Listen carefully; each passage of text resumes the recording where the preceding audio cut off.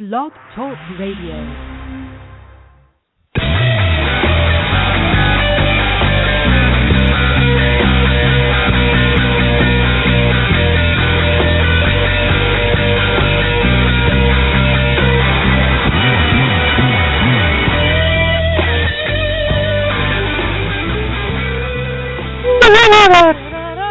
Hey everybody, Recruiting Animal here on September 24th, 2014. September 24th, 2014. And yesterday, I want to tell you that yesterday, September 23rd, 2014, my good friend Martin Burns at Recruiter Mo on Twitter, he posted a link to an article about 10 things you're going to learn if you get off Facebook. He posted it on Facebook. And, you know, there's the usual stuff there about getting more work done. And I have to agree, that's very important. The Internet is so interesting. You can get lost in it very easily, even when you have important things to do. But some of the stuff in this article was totally out to lunch. Point number 4 was you'll find out when you get off Facebook, you'll find out who your real friends are. You know, if someone only connects with you on Facebook, here's the idea, where it's easy to connect with you, they're not really valuable. And number 10 says that when you get off Facebook, you'll discover that you were nothing to Facebook, but someone they can send ads to. You know, I can't believe the guy said something so stupid. I'm not on Facebook because of my relationship with Facebook. No! I go there to see people like Martin Burns. I would never know Martin Burns without the Internet, but I know him now. He was on this show. I remember he told us some interesting things about his dad, who was a dean at a university. And I read his blog, and I saw him tell us how he met his wife and how he was so lucky to get her to marry him. And you know what? I found it interesting. You know, why should I watch some talk show to find out what's going on in the life of some, TV starlet I don't even know, when the people on Facebook are much more interesting? You know, Jeff Webb and Daryl Disco, they live in the same city as I do. I wouldn't know them except for the Internet. JD Jason Davis, the guy lives 2 miles away from me. I only know him because of the Internet. You know, I'm almost done. When I got out of university, Jerry, don't take deep breaths when I'm talking, okay? Oh, sorry, I just came off. Don't groan when I'm talking. Go. Sorry, back to you. Yeah, okay. Anyway, when I got out of university, I kind of missed, I'm not a real intellectual, but we had some stimulation there. We read books and talked about them. I missed that. I missed it when I got out of school. But since the Internet came around, there's all kinds of stuff to read, and there's people to talk to. So this guy who wrote this article that's getting broadcast all over the place, to me, he's just a buggy whipper. He thinks your friends aren't friends if you can't meet them the way your granddaddy used to around the Cracker Barrel at the general store. But we're going to meet some people here today, and it won't be around the Cracker Barrel. It's going to be on Jerry. What show is this? The Recruiting Animal Show!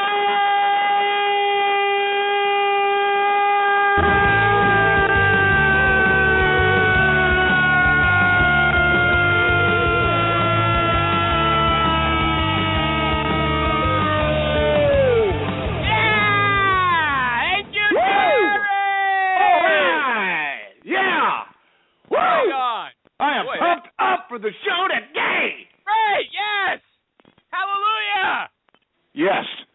Okay. Now, today we got a guest who doesn't know us, and I think she's a bit nervous for that reason. She just, met me on Twitter a few weeks ago, and when I was begging for a guest, she raised her hand. She said, I'm going to come on.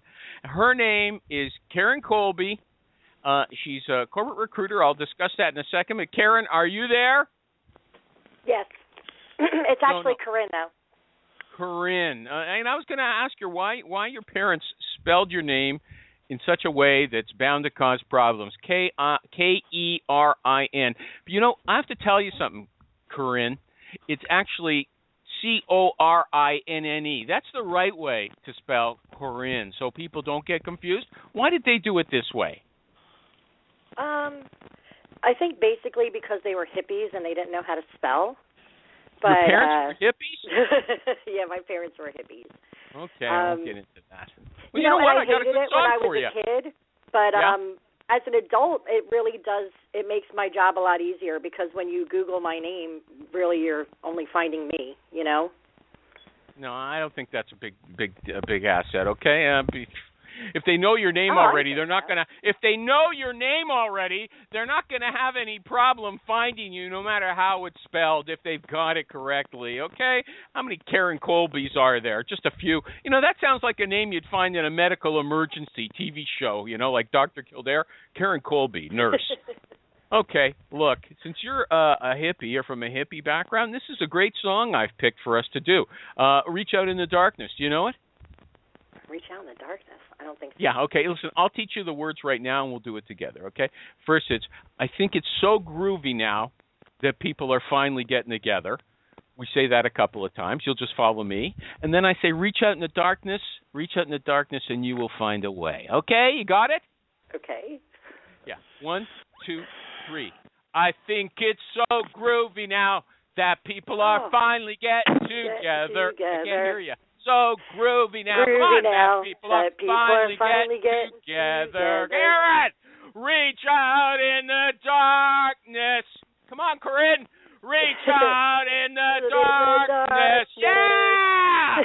Reach out in the darkness. Corinne, you don't have to do this. I know I don't. You don't have to do this. Animal, please. Stop doing this to these people.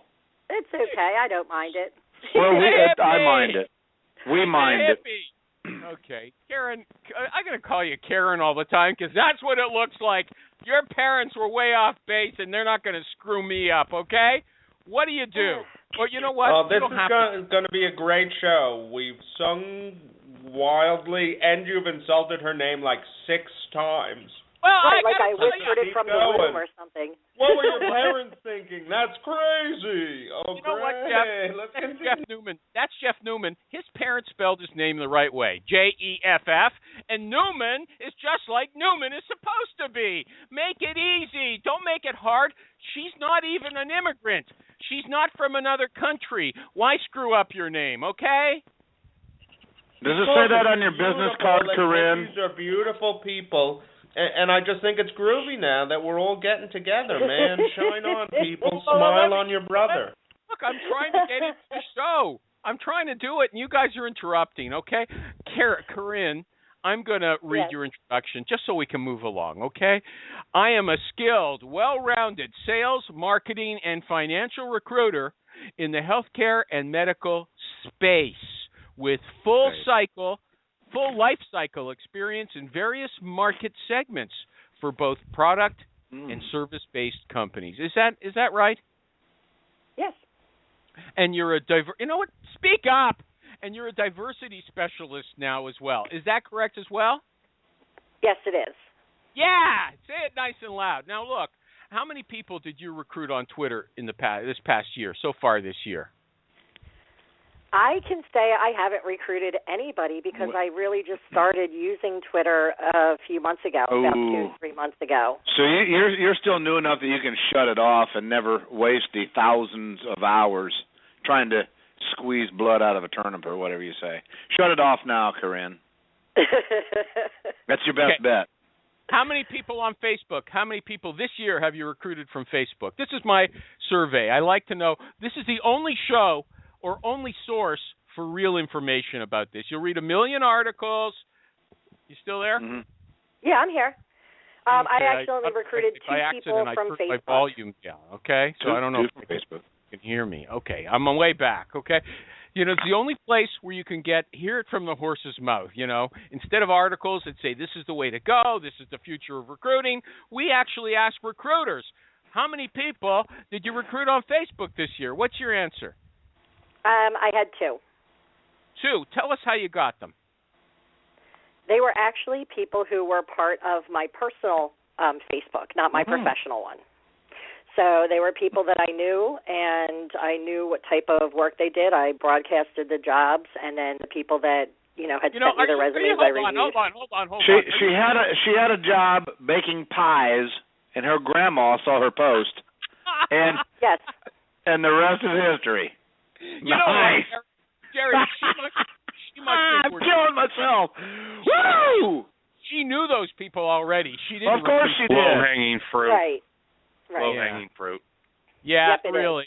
Okay. How many interviews? How many videos? I'm picturing a grandmother's low-hanging fruit, and I'm just. Oh my goodness. This is just not where I want to be. Corinne, let's do the next topic. Go. Chariot. How many video interviews have you done this year? Oh, none. We don't None? do video. Nope, I don't. We do a screening process, and we don't do video. Hey, one of the 111s has hung up on us already. Did you hear that slam down? Woo-hoo!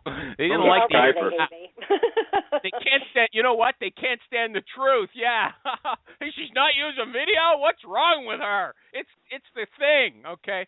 What are your favorite sourcing tools? Do you use anything that we wouldn't know about? Let's see.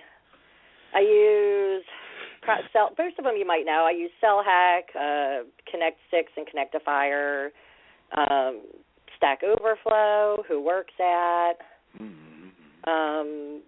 Started test driving Archively just to be able to pipeline candidates, but most of the tools that I use are, like Chrome extensions and things like Lipple.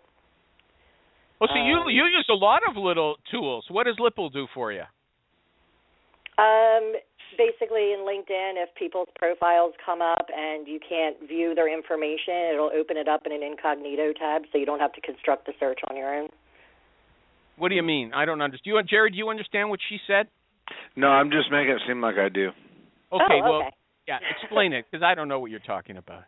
Yeah, let's dig deeper. It's an extension. It comes up as a bar, and when you do a search within LinkedIn for a particular criteria, and say you get back, you're on page 2 or 3, and the person's information is blocked, like you can only see their first name and last initial, and you can't actually view their history. If you click on the Lipple bar, it will open up that person's profile, their generic profile that's not blocked from you as a LinkedIn user in Google. So, it'll put it up in an incognito tab, so it'll have their name, and you'll be able to view their background. That very free? Cool. So it does a Google search on that person for you, in other words, automatically. You don't have to take out their headline and put it in Google and then run it through on your own. Is that essentially what it does? That is correct. And they just created an interface upgrade today that allows it to work with Facebook too. Okay. And so that's free, and it's spell it for us. LIPPL, like P as in Peter, P as in Peter, L as in Larry. LIPPL. Does anybody else here use that? There's a lot of recruiters on the line. Anybody else using it? I do. I do. Kathy Manis? Yeah, but I just found a new one that if you go to this guy, he'll give it to you for a month. It's in beta testing, and it's called AEVY. It is the most incredible tool I have ever seen in my life.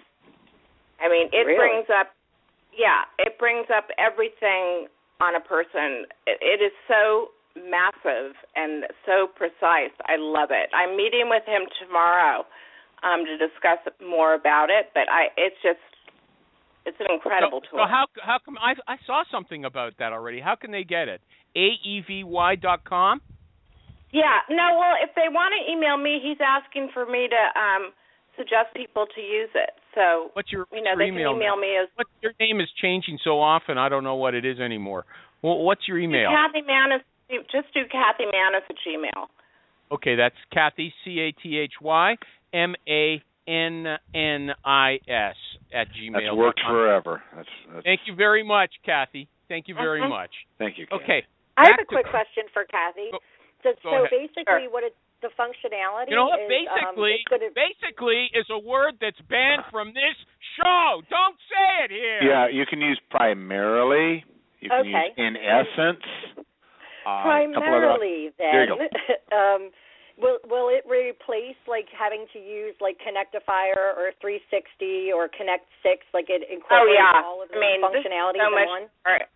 Oh yeah, this is so much more in depth than that. It's unbelievable. If I get this tool, this is all I will use. Oh, I'm excited. Sounds expensive. Okay. Is Steve Levy on the show? He's on Twitter. He uses Lipple. He says it works most of the time pretty good. Okay. I just thought if he was there. Okay, just checking. Okay, so how much Boolean do you know? You're an expert recruiter. How much Boolean do you know, and how do you use it?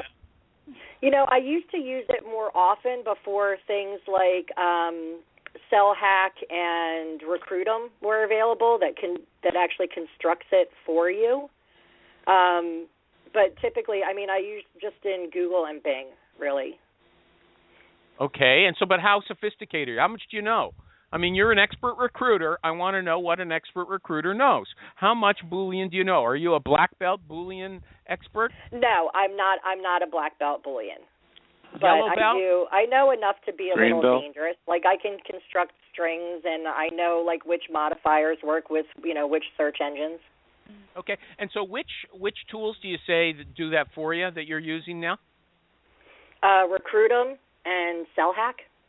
Recruitum, what's that? The website is recruitin.net. Just leave the G off recruiting.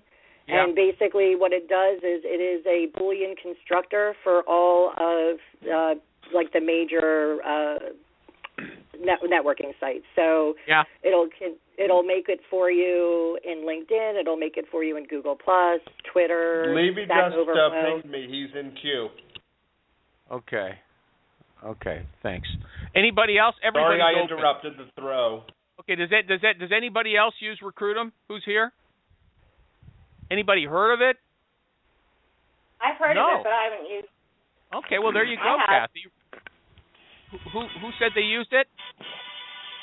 Oh, is that Levy with the noise? Does he reckon No, that's me. I got to call you back. Animal. Okay. But you know what, hey, Animal? Levy. I only Hold have. on, let me welcome Steve. Wait, no. I only have 13 minutes on this call. Go ahead. And go ahead. I just don't see where Boolean is an absolute necessity anymore. I mean, it's natural language searches. Anybody agree with her? Well, Animal. Natural language searches, Boolean searches are all nice, but there are other elements of searching that are missed by sources. Get to the point. Emails are still godly. If you know how to write emails. Look, you come on my show once every 5 years, and now you're trying to wreck it already. Don't do that. I don't wreck your chat, okay? I just wanted to hear you sing again. I already sang. Okay, so we got what is? I'm going to go back to Kerin. Kerin, that's Steve Levy. Do you know Levy Recruits? Follow him on Twitter. I can't say I do. You'll get to like him at Levy Recruits. Okay, so let's move just like get to like Animal. Yeah, she likes me already. That's why she's here. But she was scared before she came on the search show. You're not scared now, are you? No, I'm fine. I was just more nervous. I didn't know what to expect. You're just telling us what you do. How hard is that? Okay? I'm just asking you what you do every day. Right. Lord. You use Connectifier and Connect 6, and those are just aggregators as well. Okay? Those are just aggregators for all the information about that person. Am I right? That's correct, yep. Okay, but Kathy says this AEVY is going to beat all those things. So we'll see. You know what? Dean DeCosta's coming on the show in a few weeks, and we'll see what he says, Kathy. Okay? Well, he's using it, too. He's using it as well. I'm using Animal. I'm using it, too. It's good. It's good. I had a nice long chat with Martin. It's pretty darn good. Okay, AEVY.com. AEVY.com. Okay, so let me just move on. Kerin, Mm-hmm. we're still going to I'm going to finish off about sourcing. Do you have any special search engines that you like to use, or are they just all the same? They're pretty much, I think that the results might vary, but they still give about the same results. You know, you can do like custom search engines in Google, or you can, I mean, most of the time I think Google is probably my favorite. It's like my go-to search engine. Okay, next question. I've never asked this before. How much sleep do you get every night to feel real? Do you get enough sleep to feel rested? Does that help you in your work? I've read a half a dozen articles in the last couple of weeks about sleep and how important it is and how powerful it makes you. Yeah, I get about 6 hours a night. Is that enough? Yeah, pretty much. I mean, more than 8 and I'm kind of useless, less than 6 and I'm kind of useless. Now, in the job, I want to know what motivates you. You know, there's people, a guy was on here last week, Mike Schwedian, or his name is Chewy, we call him now. Chewy. Yeah. He said, you know, what motivates him about recruiting is that he likes to help people. You know, nobody comes on the show and says they're motivated by money or they just have to, you know, do their job so they can pay their rent. What is it that grabs you about recruiting? Yeah, it is. I mean, it does sound trite, but it is part of the reason. Like, I really do Who's doing a noise? Who's moving everything around in their mic? Don't do that. Go ahead. If the show's boring, hang up. If the show's boring, hang up. Or ask a better question. Somebody got a better question? You got a better question? Is your guest a recruiter or a sourcer? Because you're calling her a recruiter, but you're asking her all sourcing questions. But, Kathy, you know what? First of all, there's no difference. All the recruiters used to be sourcers, and now all the sourcers are telling us they're recruiters, okay? Anymore. I mean, not where I work. It's like it's defined. Okay, so you're a name gen person. No, you're not. You contact people as well. Yes, right? I do. Okay, well, yes. Don't screw me up. The show's going down. Not 100%, but it's since Levy came on, it's been slowing down, okay? Okay, absolutely. I Levy. Yeah, I miss that voice. I want to know what motivates you. You like helping people, is that it? Yeah, I do. And I like making connections with people. I actually like speaking to people, you know, learning about what they do and trying to make a right fit. And I can't do that for everybody, but I do like helping people. I mean, I write resumes for people, and I do it for free. Hold on. I got to move things ahead. Now, look, you know what? If somebody's happy in their job and you're just calling them and, you know, getting them something better, it's nice, but they don't really need your help. You're not helping people who need help. You're just shuffling people around, right? I don't know. Sometimes people are just complacent. They're not truly happy at their job. They're just there because they are earning the paycheck, and maybe they are just, you know, they weren't taking an active role. A Florence Nightingale or anything like that. Now, you say on your website, on LinkedIn, you say, as a business development manager, I've generated lots of money for the companies that I have represented. I have been responsible for training and managing other team members. I want you to train us here. How do you get new business? What should we do to get new business? Well, there are different approaches for different. I mean, it depends on. You have to quantify what new business means and what your market is. I want a business development. I want to bring in new clients for the recruiting business. What do I do? Okay. Are you looking locally or you're looking for national accounts? Because the approaches are way different. It does matter. Well, explain that. What do you mean? There are different things that would work in a local market Hold that on. don't necessarily work with national Kelly's accounts. complaining the show's boring. Sorry. Call in. Ask her another question if you think mine aren't any good. Yeah, ask me a question. I don't care. Yeah, but as far as business development, I mean, in a local market, it requires a lot more face-to-face networking. You have to be visible in your market in order to be able to close deals. We're in a national, you know, obviously you're not going to be flying out and talking to people. You're going to be trying to entice them by enhancing your personal branding, and you have to be knowledgeable. Wait a sec. If you can get business nationally without meeting the person, why can't you do the same locally? I mean, if you're living in where are you located? Philadelphia? South Jersey, but close to Philadelphia. you're in. It doesn't matter where you are. Okay, let's imagine you're in Philadelphia or Newark, New Jersey. If someone can call from California and pick up a job order in Newark without meeting the guy, how come you can't call if you're in Newark and get a job order without meeting the guy? You can. I mean, I can, and I've been successful, but I've closed way more business actually going to the client site and let them explain their business to me so I know how to pitch them. Well, it's a little bit different. They how do you spend get more out time to the with you client in site? person. How do you get Am out? I on? Yeah, you're on. Oh Lord.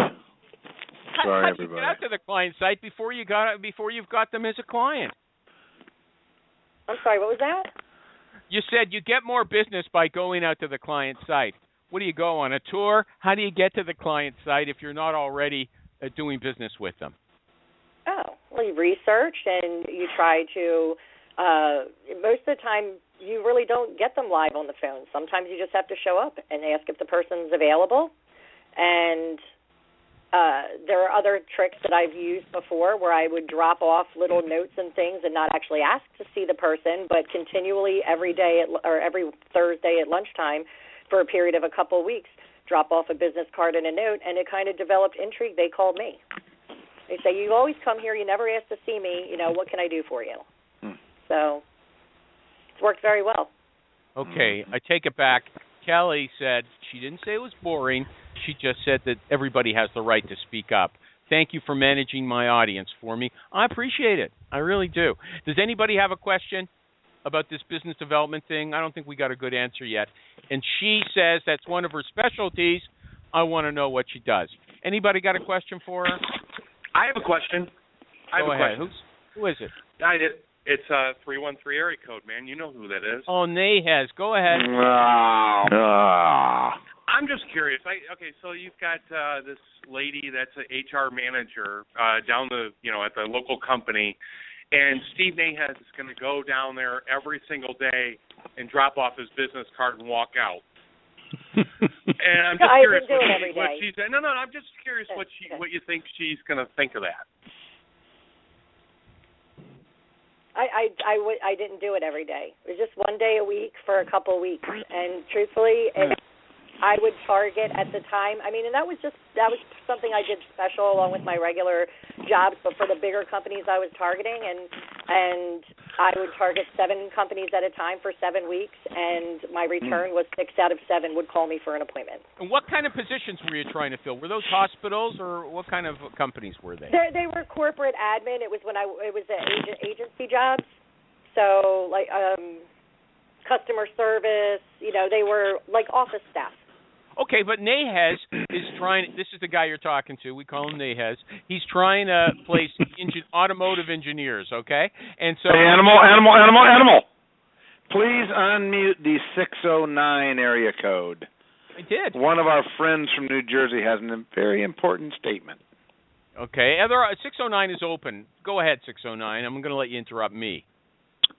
Animal, it's Mike A. Stringer, and oh no! Jeez. I apologize for calling in late. I wanted to ask you to do this at the beginning of the show, and I can't stick around. But I just want to say that in the last 3 or 4 years that I've been a part of the show, I would like to take back everything I've ever said about Jerry Albright. He is a god, a recruiting god, and the most professional and a successful recruiter in our little group here. Okay, but what about Steve? Oh, my! Hold it. Let's just let that sink in a little bit.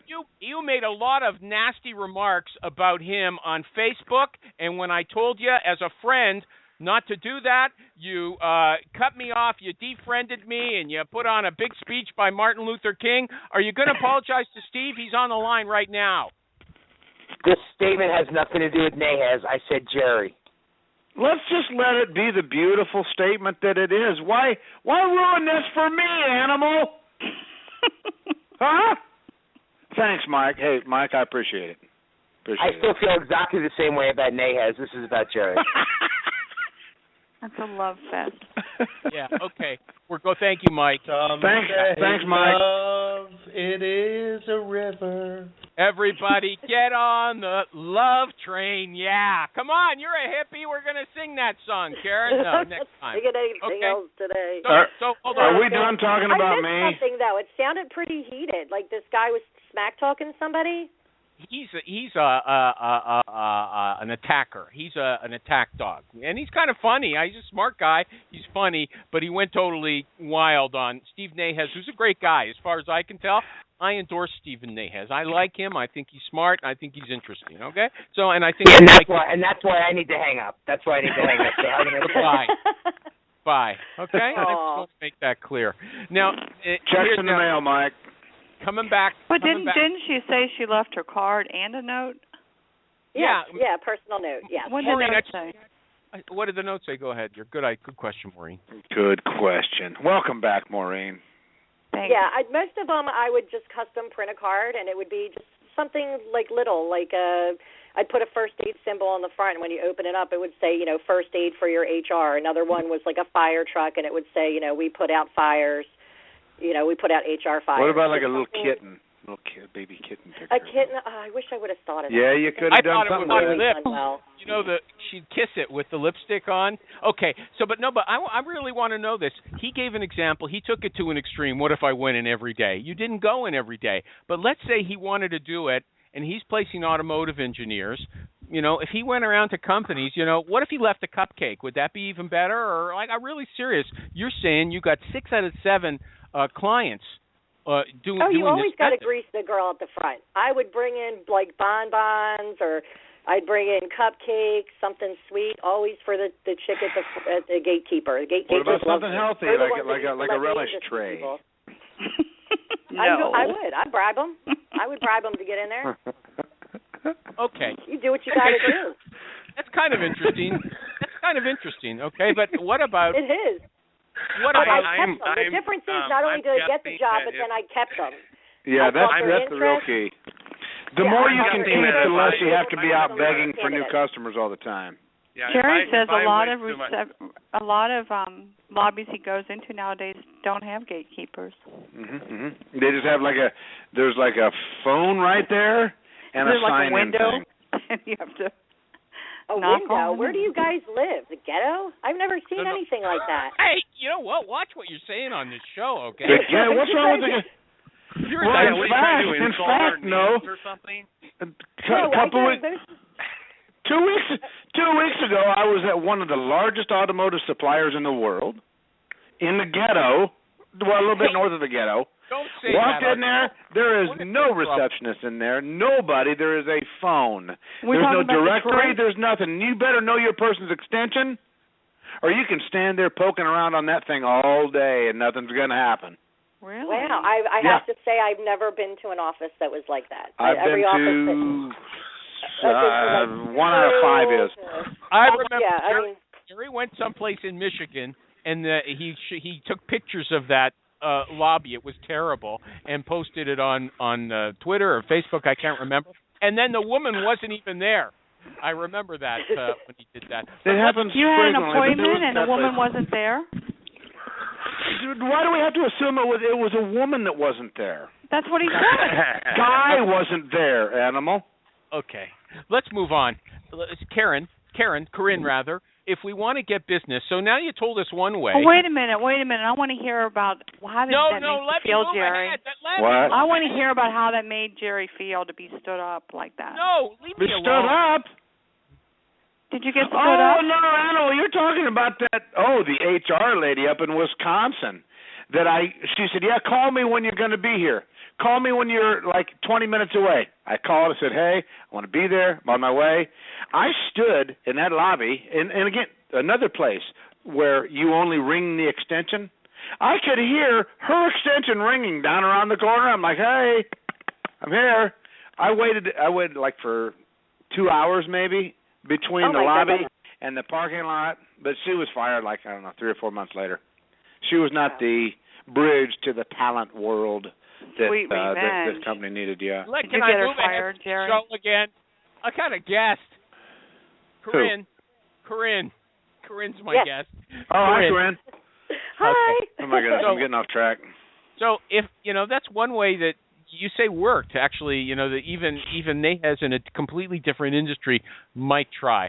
But what about calling somebody up for business? Do you go in with a great candidate, or do you just call up and introduce yourself and say, I'd like to do business with? I would say both. I mean, if I had a really fantastic candidate, I would market the heck out of them. You know, what's your spiel? Have you done it? You must give us an idea of how you do it. Okay.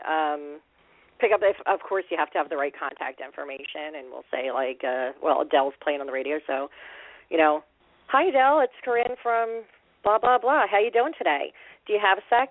No? Okay. Then when's a good time to call you back? And if they do, then you continue and say, you know, I know that your company is really redefining their corporate strategy, and I have somebody who's skilled in that who would make an excellent asset to your team.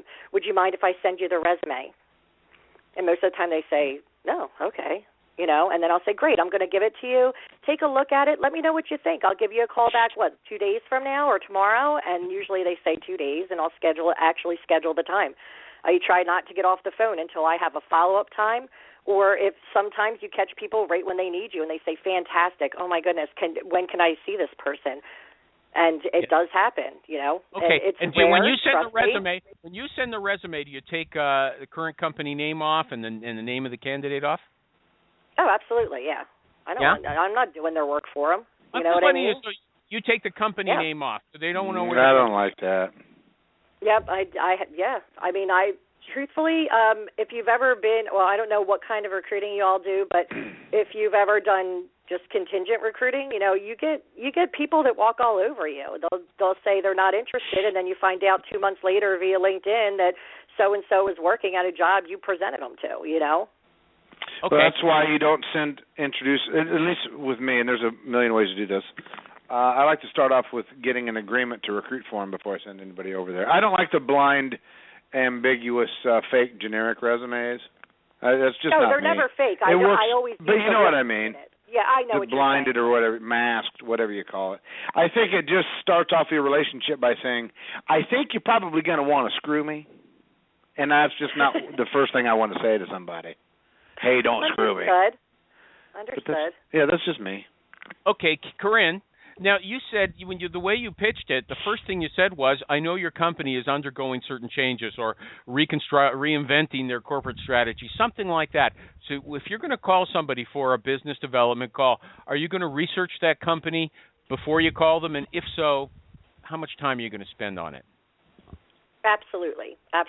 I mean, if it is a local company, there's really not much time because there probably isn't a lot of media out there. But if it's a larger corporation, you know, you should not only take a look at what they offer, you know, you want to know their products and services, you want to know who their customers are, who they're already doing business with, but you're also going to want to check, any recent media updates, you know, that aren't produced by them and to see where they sit in their marketplace or any major changes that are going on so that you know how to pitch them or where their pains may be so you can better address it. Okay, so if you're going to make 20 calls in a day, that's a lot of research, right? No, not really. I mean, with the information today, it's really not as hard as it used to be. You know what I mean? Like, I've been a recruiter for like 17 years or 16 years, and it was a lot different then, where you really only had, you know, basic company websites and yellow page ads and things like that. But the information is so readily available, you know, as long as you can scan and be able to. If you call somebody up and they say, I don't use recruiters, are you going to push back and try to sell them, or you just say, okay, thanks, sorry to take your time? No, of course, you always push back. You I know, want to hear what you say. Before? Yeah, go ahead. I want to hear. Have you had a bad experience with recruiters? You know, and you never know. They'll open up, or it's just not our policy. I mean, if they tell you point blank, we don't have a budget for it, then I'm not going to push on it. You know what I mean? But if they are telling me, I had a horrible experience with this, with the recruiter before, blah blah blah, you know, you just at that point there's reason for objection. But I really don't. Push too hard on what budget. if they tell you? What if someone tells you, I had a bad experience, or I've had 3 bad experiences, I'm not interested anymore? How are you going to say I'm different in a way that they're going to believe you?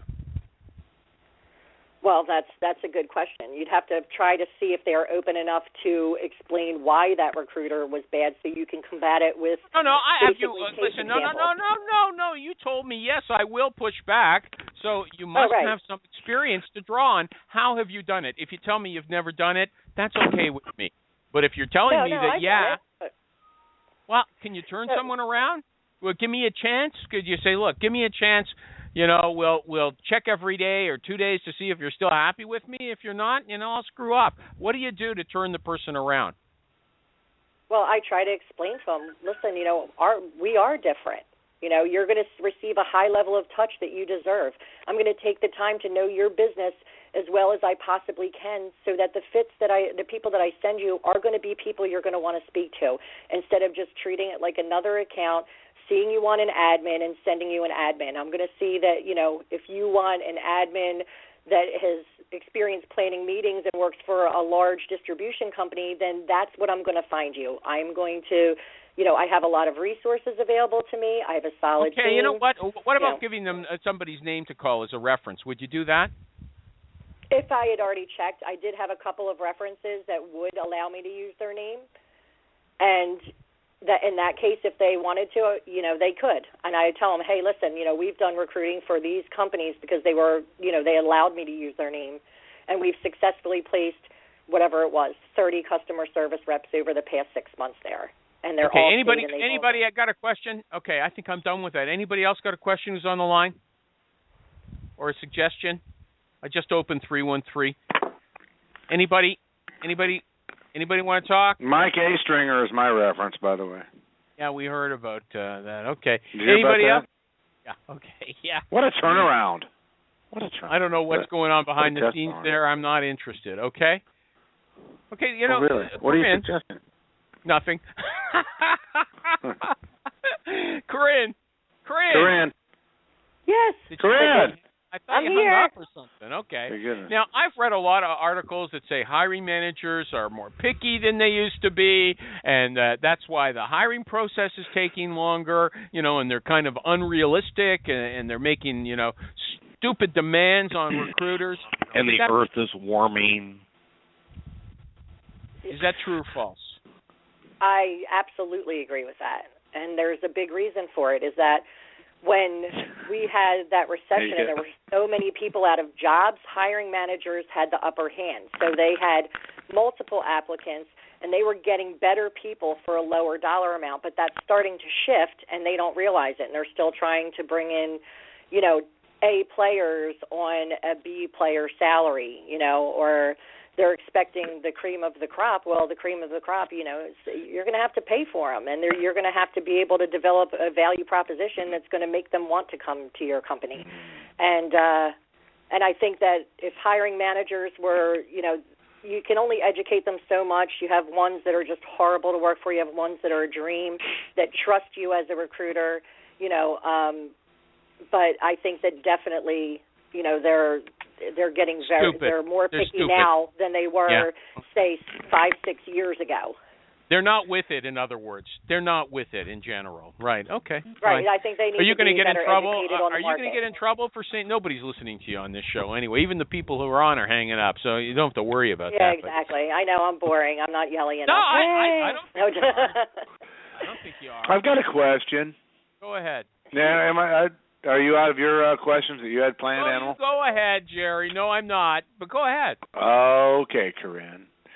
I noticed that your Twitter profile says you're senior diversity recruiter. Correct. That's the first thing that you say about yourself. Yes. What does that mean? That means that I am responsible for educating the team on diversity strategies. I help develop diversity strategies, and I also help attract diverse candidates to our positions. Can you define diverse or diversity for the layman? We use the same description as defined in the OFCCP compliance, which basically means anybody outside of white. The white guy crowd. Yep, exactly. You know what? I don't want to talk about that. That diversity. I see. Your guest is a senior diversity recruiter, and you don't want to talk about it. She just moved into that role a year ago, and she's been in recruiting a long time. I want to know about it. Your audience, whoever they may be. Go. Does anybody want to know about? Does anybody else want to know about it? No. Okay. You're just I tried, on it man. like a sore. Oh, thank you. Yeah. Well, what if you're okay?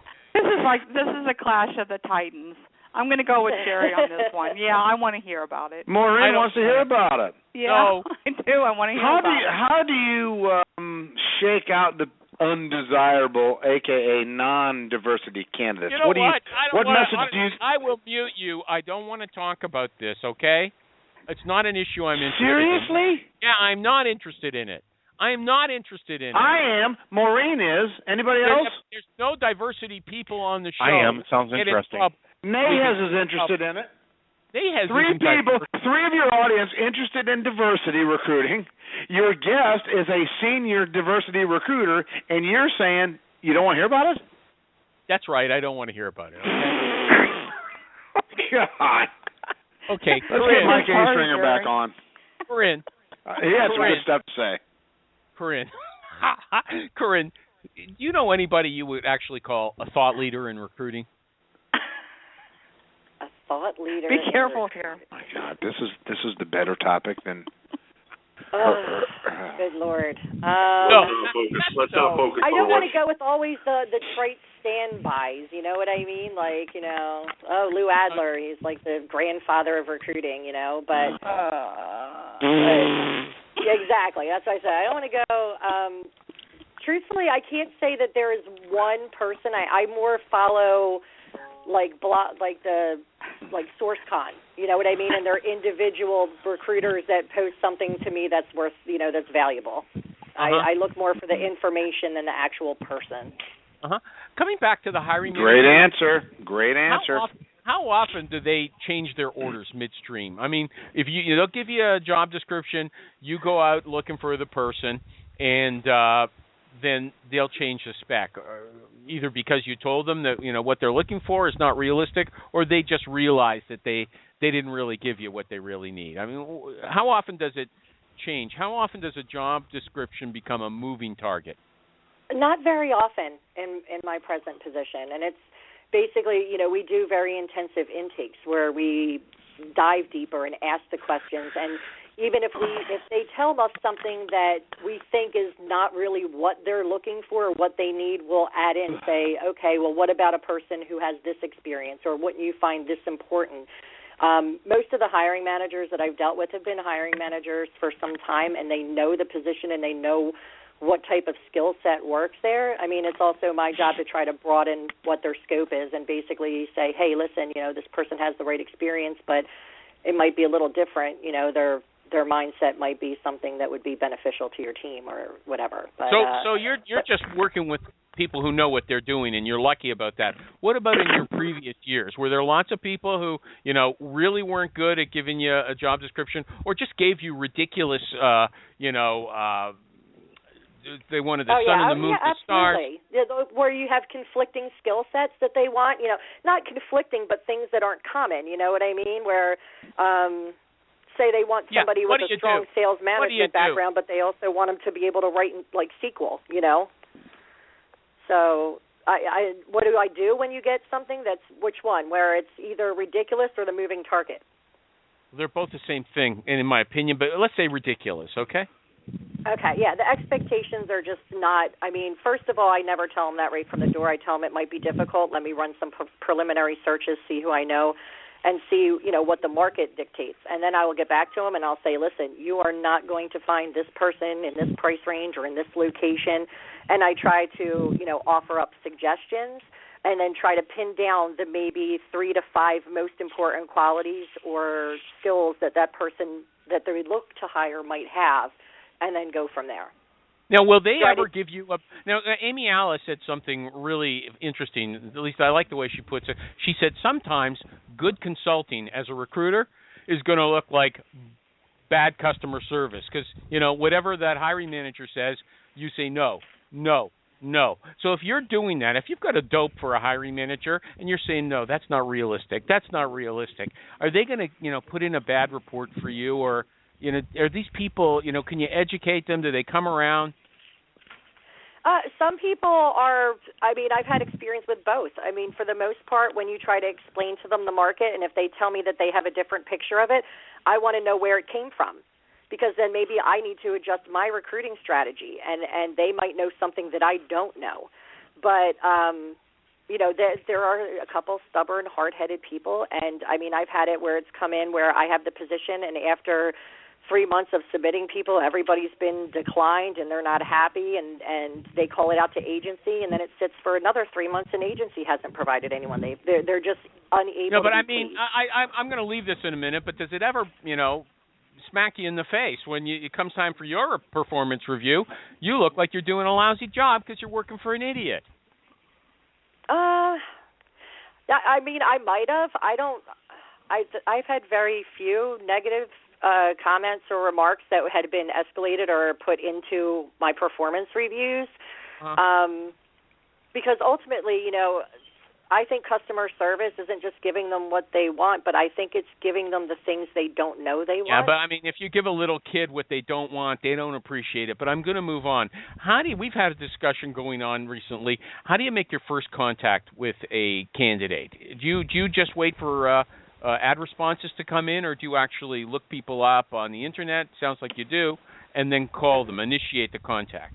Yes? Right. Yeah, it's I either do it phone or email, and basically I tell them, where I found their information, and that, if it's for a particular position I'm looking, I'll let them know, hey, listen, your profile looks fantastic for this job that I have, and I give them a quick idea of who McKesson is, and then why I think that their skill set, would be a great match, and why we would ultimately like to see them apply. Yeah, but hold on a second. What works best for you, email or phone? Or we've had this. I think email actually. If you were to ask me this a few years ago, it would be completely reversed. But I find that I end up getting voicemails more often, and I'll leave my email, and people even respond via email. They don't call me back; they're emailing me back and saying, "Hey, I got your voicemail." So I found that, and I don't. So you're calling and email. You're saying I don't. You're leaving a message and you're saying, could you please call me or send me an email, and then you're leaving your email address. Well, I'm leaving my phone number, but on my outgoing, if I happen to be busy and I can't get to the phone, I have both my phone and my email listed. So instead of people leaving me voicemails, they end up hanging up and emailing me.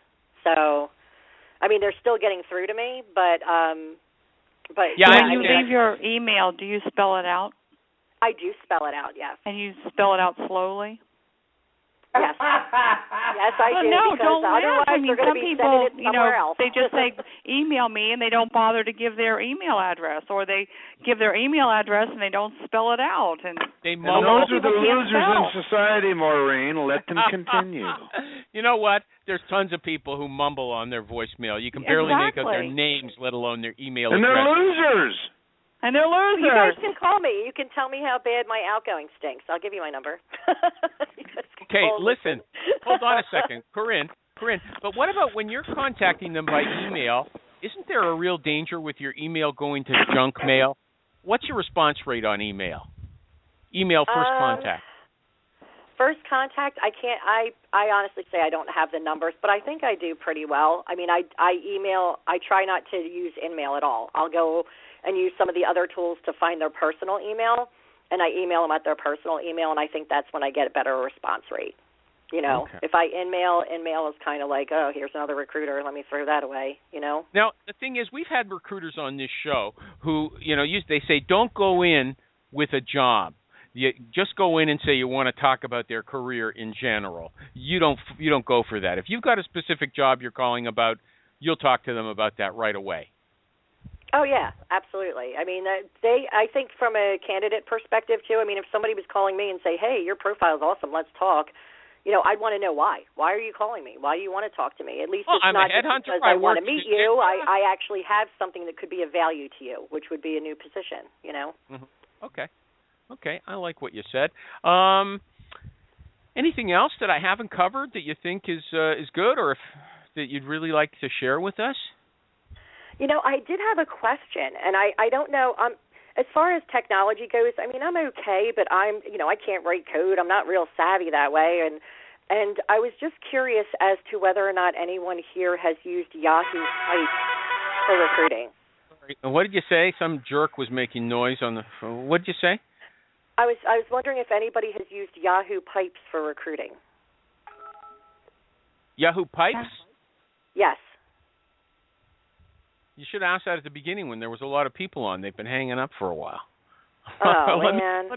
Let me open 469. 469, have you used Yahoo Pipes? Yeah, back in 2007, I think, when it first came out. Uh-huh. And did you ever find any value in it? I just played around with it because other people were saying it. No one ever used it. I think we were on the show at one point talking about it. It was a long time ago. Right. I didn't even know it was still around. I've noticed it was a long time ago, but I think that since technology's changed, I was wondering if it's something worth revisiting. You know what I mean? It's just a feed aggregator. Right. I wouldn't trust anything like that in general because the automation breaks it so often that the time you put into it, it's just better to pick up. There's so many new cool tools. It's easier to grab one and play with it for a bit than trying to reconstitute an old one. Gotcha. Okay. If you can do that, just set up an RSS feed or set up search alerts or, there's a ton of companies that'll deliver that directly to you, and they do a bad job. So if ones you're paying do a bad job, what can a free one do for you? Yeah, okay. True. Okay. Yeah, thank you. I appreciate that. That's Jim Durbin, the famous Jim Durbin, okay? Now, the final question for you, Kerin, it's the culture question. Do you do anything special to assess the culture of your candidates before you present them to the company? Most of I do ask, behavior-based questions. Or you mean, culture meaning diversity culture? No. Obviously, culture. Right? No. Culture isn't important to you. It isn't important to most of people. They all say it is, but it isn't important. Jim, do you have anything to say before I move on? Yeah, you know what I say about culture? What? I ask the company what they think their culture is, and I repeat it back to them until they say you got it, and then I tell the candidate that a couple times, and if the candidate can repeat it to me, it means they understand it. Yeah, but what That's if the company tell you? If you ask a company what their culture is, they'll give you just a few sketchy comments. They don't even know, right? What do they usually say? Well, it's not the company culture. It's the individual managers and the division's culture. How do they handle things? How do they deal with conflict? The show's ending. What do they? Okay, do you say to them, how do you manage conflict? Because that's a relevant question. Sometimes, but then they say things. I make it. I'll put out an absurd comment like, "What about someone from the junior league?" And they're like, "No." And that's suggesting there's a certain personality type that there's no reason to bring in front of them. Yeah. You're just asking questions back and forth when you sit in front of them. Now, I don't know what the looking for clues. Is, but I'm getting tired. I'm going to have to save that for another time. Anybody got something to say before we move on to Jerry?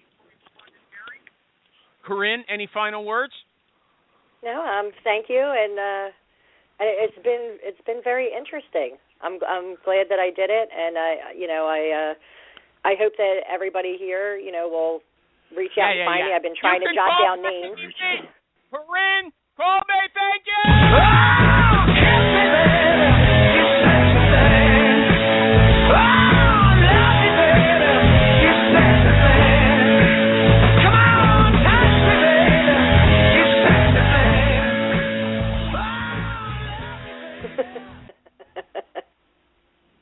Hey, animal.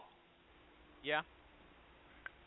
You need to tell Kerin that she needs to split. Well, Kerin, I didn't tell you that this is Jerry's after show. You and I aren't allowed on it. And we critique your appearance on the show, Kerin, and if you stay with us, then you're such a nice person that we aren't going to want to really tell you what we think about you. Oh, fair enough. But it's all good. Is there good. a link I can go and find? Are you guys tweet it, or what do you do? Yeah, you can follow all the tweets under Animal. Okay. Some of them. Thank you, Kerin. All right, thanks. Okay, have a great bye, day, Kerin. everybody. Bye. Bye. Maureen? She sounded disappointed she couldn't stay. I know it. Let's just talk about you and your group that I bailed out on. Oh, I was hoping she could stay, and then we could talk about the diversity thing that Animal didn't want to talk about. Why is he so freaked out about that? I know. Is he gone too? Yeah, it's weird. It's almost like he thinks that it's some subject that if anybody hears that he's talking about diversity, that he'll be shut down by the FCC, and he's in Canada. I mean, maybe it's weird. Different. Maybe it's different in Canada. If your title is Senior Diversity Recruiter, yeah, I should be able to say, hey, what's that really mean? Hey, let's talk about it. Well, how about we all talk about it right now? Well, that's what I was thinking. Shouldn't we just recruit everybody? Spoken as a white guy, yeah. Well, we do. Yeah. I like there's every once in a while you see like a blog or some thing on like who's the Huffington Post or something where a guy, the most recent one was Jose. Mm-hmm. Nobody called poor Jose about his resume until he changed his name to Joe, and then everybody called him. And I'm thinking, dude, he's got it exactly the opposite. Especially when nearly every company has people specifically tasked with go find minority candidates. Yeah, bring me your Jose's. Yes. Your downtrodden. Necesitamos más Jose's. Your Cesars. And your poor old Joe is just sitting there. Never, like the Maytag repairman. But you're not buying it. You don't think it works like that. It's baloney. It's people making up crap to get a good blog. And I'm sick of blogs too. I'm sick of all of it. I'm sick of everything, man. I'm sick of LinkedIn. I'm sick of Facebook. Let me get this straight. Jose in California couldn't get calls. Sounds like California has a diversity problem. I don't know if it was in California. But yeah, maybe a guy named Joe in California's diversity. Is it Jose or Jose? Oh, let's not go there. I prefer Jose, but that's just me because I live in a highly Hispanic area. For real, and it's cool. It's great. I don't want NSA or CIA or whoever. The first problem with reading anything from the Huffington Post, it's kind of like all the hopes that go through. They train you in college now to lie, so you can get awareness. And even if you're lying, the point is you raised awareness. Oh, right, like that one lady that needed all the free condoms and stuff because she was having a party, and next thing you know, Rush mentioned her name, and he about lost his whole business. Sandra Fluke. Who? Yes. She's running. You know, the 29 or 30-year-old college student. Yeah, she's real aware. Right. She's running for state senate in California, and she was backed by one of the most powerful PR firms in the country, who's run by Anita Dunn, the former White House staff member. I was actually pretty jealous of that lady because I was like, wow, she needs contraceptives that much? Wow.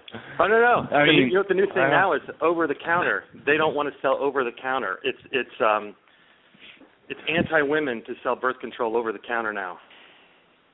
The I can't figure that one women. Out. Maureen, as a I can't figure that one out. Maureen, do you in a campaign in Colorado? Maureen, are you hit daily with the conservative campaign against women? Do you feel it? You're a woman. Do you feel it? Are you aware of it? No. I can't say I am. The terrorists, ISIL people, the other day just said, Americans, we are going to enslave all your women. That would be an official war on women, wouldn't it be? Yeah, I'm afraid. That's official. I'm quaking. That is official. Come and get me. So yesterday they said my house is like an arsenal. Yeah, we started blasting Syria, and it just so happens that we stopped some new group that I'd never even heard about, Coriander or the That's the old new group. Yeah, that's the old group. Japanese anime movie I watch. There's a new group that was. They're now calling it a non-metallic bomb.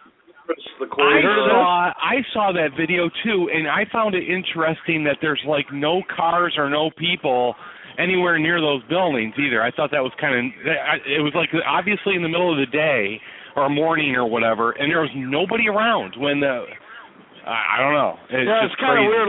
Like the first night, it's like, okay, we're blasting Syria, and I'm thinking, okay, well, this sucks because the videos are all dark. And then yesterday, it's like they had the real videos of the real stuff blown up, and I'm like, this sucks because it's old news. So my interest was about a half a day. I need better video of it. Hey, early in the show, Kathy was talking about this EAZY. I couldn't find it. I Googled it. It was EAVY, right? Talking about I couldn't find it. Mumbling, I picked it up as EABY, and then Steve corrected it as E. We're going to have to go to the Echo. What's the third letter? V as in Victor. Oh, hey, Animal, somebody's on an 011 line or something. Just shut it off, please. It's Jim Durbin. I can't cut him off. So he is here. It's Durbin. That's who's talking to us. Yeah, and as soon as I opened 469, I started getting the echo. Did it? Texas. Well, you just hold on a second, bad. Jim. I'm gonna mute it. put Jim on mute. Hold on, and you'll see it'll go away. Okay. Oh, jeez. Start talking now. There's no echo. Kidding me. You want me to bring him back? Well, I just can't deal with it. I mean, okay. I'm a professional, man. I can't deal with it. EAVY. I didn't get anything. EAV like Victor Y. But Kathy was making it seem like if she can afford it or something. Is it a real expensive thing? No. It's in beta. It's in beta. You have to ask. In beta. What's her name? What's her name? Kathy who? Kathy Manis. Manis. What was it they were talking about? What? Kathy Manis. It sounded really interesting. Yeah. Kathy Manis. MENNIS. Hey, what do you think about this guest? I give the whole show a 93. It's AEVY. Exactly. I give the show a 93. I liked it. I liked all of it. Opening up your professional world. Now, who's that? Who was just speaking? Duke. Oh, my God, Duke. Duke McGavran. Oh, that voice. That voice. It's Duke McGavran. Hey, Duke. We're going to let you talk to this lady. We won't mention any names, but this lady wants to talk to you. Yeah. Let's take it to a room. War on Women. We're going to put it on hold for about 10 minutes. Yeah. Oh, my goodness. Oh, this has gone too far already. All right, well, I'm going to go grab a sandwich and watch. I could listen to that voice all day long. All right. Duke McGavran. Is it McGavran or McGavin? What was the last name, Duke? McGavran. Could you spell that, please? I'm not going to haunt you. I don't know who this guy is. Duke McGavran. I'm being punched up on Spokio as we speak. Is it the Scottish way with a McGavran, M-A-C, or is it McGavran like the Irish McGavran? Who does you sound like? Mick almost sounds better. I could almost picture the long handlebar mustache. Yeah. Yeah. Who is it you sound like? Who is it you sound like? Who do people tell you sound like? Dude. Huh? Duke McGavran. Come on, who is it they tell you sound like? Who do you sound like? Country and Western. I'm not sure. I've heard that Trey, what's his name? Sam guy, whatever. Yeah. Beef. It's what's for I've dinner. Heard the Big Lebowski. I've heard that. That guy's too sexy. I'm going Wilford Brimley. No, he sounds like I could do the guy in Lebowski that does the I can do the dad in Roseanne. No, the guy in Lebowski that sits at the bar and talks. What's his name? John Goodman, is that it? No. Damn it, Deej. What's his last name? Sam Ellis or something like that. No, he sits at the bar and talks. Sam Elliott. The cowboy. Sam Elliott? Yeah. Sam Elliott. I can almost see a little bit of hear a little bit of Chuck Woolery.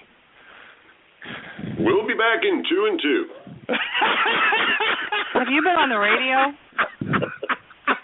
You ought to be on the radio. Maureen, it's Travis. Wake up, okay? Yeah, Sam Elliott. Man, what a voice. My goodness. Duke Rangy McGavin. physique, thick horseshoe mustache. Yeah, you like that, don't you, Maureen? And Western drawl. Yeah, he's got cowboy boots on right now. Frequent casting as a cowboy and a rancher. Yep. Yeah. Duke. And you got the name. Yeah, I've gone as far as I can go with this. I'm getting kind of creeped out. Me too. I can't be a party to this. I don't want to hear it.